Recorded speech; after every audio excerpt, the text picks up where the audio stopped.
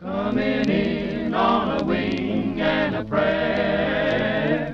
Coming in on a wing and a prayer. They flew planes during World War II, but weren't considered real military pilots.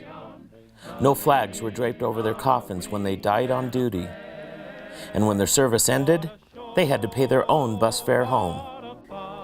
These aviators, all women, got long overdue recognition on March 10, 2009, when they received the Congressional Gold Medal. Today we right a wrong and acknowledge our debt to these great patriots. Please join me. About 200 women who served as Women Air Force Service Pilots, or WASP, were on hand to receive the award.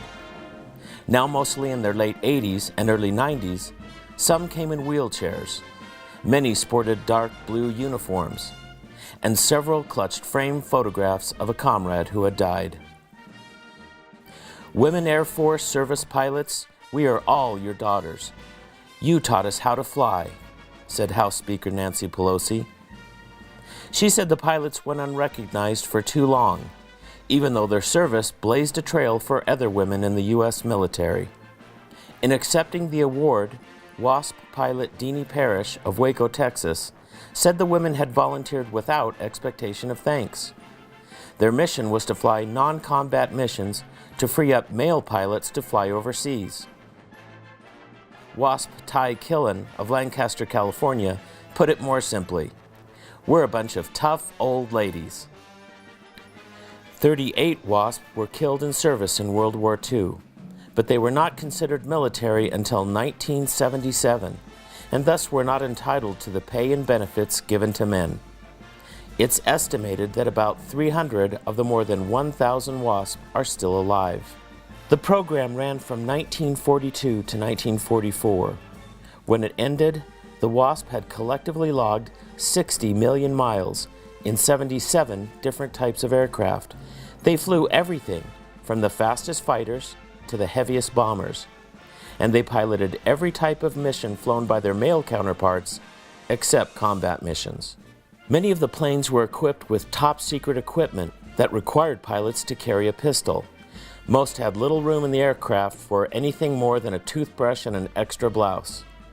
Some found empty compartments in the wings designed for ammunition and put a high-heeled shoe in each wing. Their male counterparts were shocked to see them fly the planes, but most accepted the ladies. Once you flew, you were part of the brotherhood, said one of the WASP.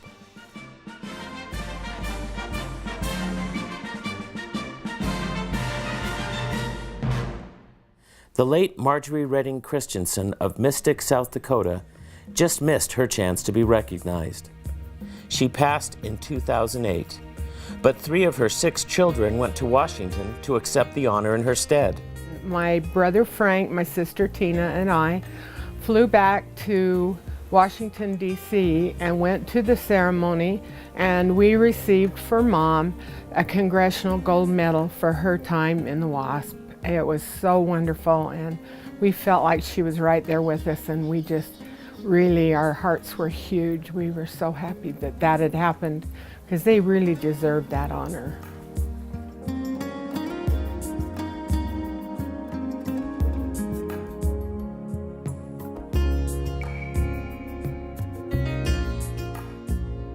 The medals given to the WASP are bronze replicas of the original gold medal that will live in the Smithsonian National Museum. The front of the medal bears the face of a woman pilot, 3 WASP in stride, and the AT-6 plane that all men and women trained on. The design that has all of these elements overlapping the edges on which they are superimposed nicely symbolizes broken barriers.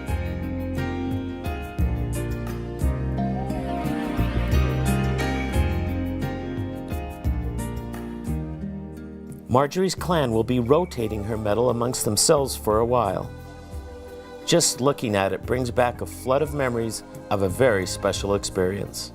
Going to Washington, D.C. for the ceremony was an experience I wouldn't have missed for the entire world. The idea of being there to represent our mother as she should have been represented herself.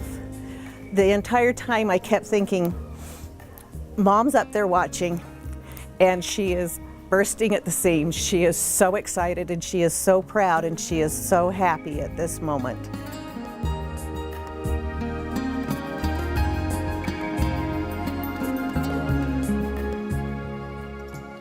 A few weeks ago, Chelsie Lee, Marjorie's granddaughter, became a heritage maker and realized that the story of Marjorie Christensen had to be preserved.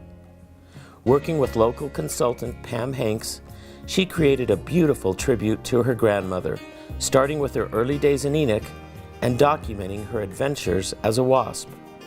When I first got the phone call from the consultant, she was really excited to get started and help me start the project, and her excitement made me excited. The studio software was really easy to work with. I was really excited. We went through the templates, the consultant and I went through the templates and found something that worked quite well, and then I put little bits and pieces in that worked with the template. It was fun to watch this little lady's life just come to life, and to preserve all of the important things that she did. This is what Heritage Makers is about. We are taking all those details and we're preserving them so that she can learn a little bit more about her grandma, who has now passed on, and pass down all of these values and traditions down to her children and have this forever.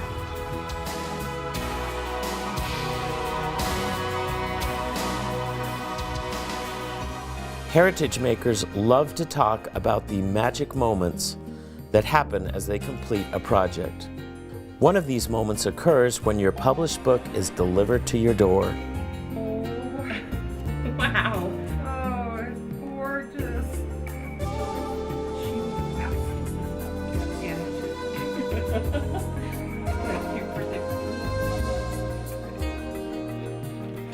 Another magic moment happens when a project is shared with other family members. In Chelsie's case, she was able to distribute her grandma's book to 2 uncles and an aunt at a family get-together. I've already realized I'm going to have to get copies for all my kids. It's just beautiful. We have all this stuff that we've put together with Mom, and as we've got these articles and pictures and stories, and to have it all come together in one book, I think that's just awesome. I think Chelsie did a great job of putting it together, and I think it's beautiful.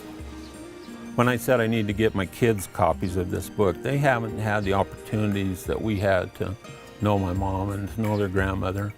What a wonderful woman she had, and what a shame it would be if she was lost to them. Washington Irving said, "There is in every true woman's heart a spark of heavenly fire, which lies dormant in the broad daylight of prosperity, but which kindles up and beams and blazes in the dark hour of adversity. During World War II, America faced adversity, and the women of the WASP blazed brightly."